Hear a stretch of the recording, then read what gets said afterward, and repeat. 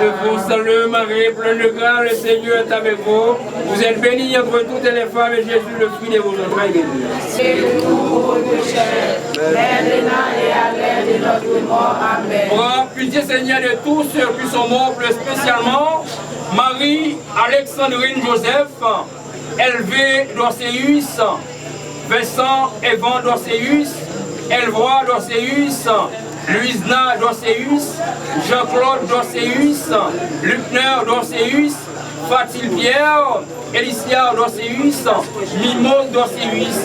Et nous t'en prions, Seigneur, par la grâce.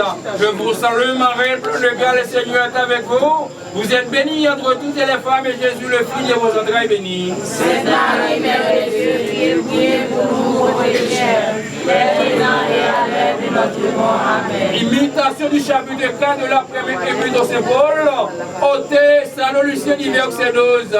Vous ne condamnerez pas, Seigneur, c'est dans mon cœur, et saisi et pénétré, sans doute aussi je vis avec regret.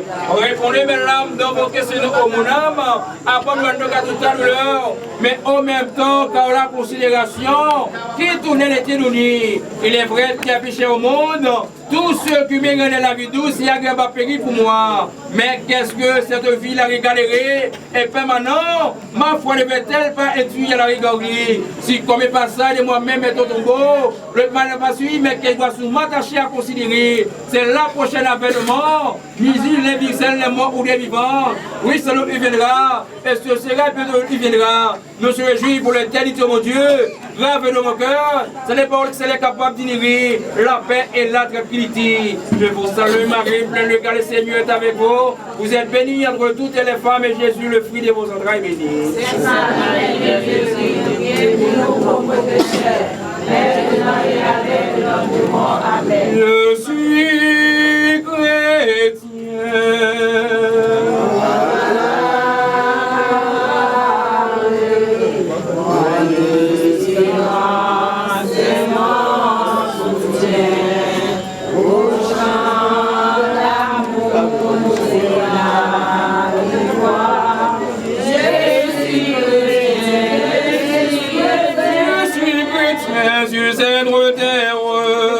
Je passe comme un voyageur, la voix de Dieu, rien de douceur, rien ne saurait remplir mon cœur.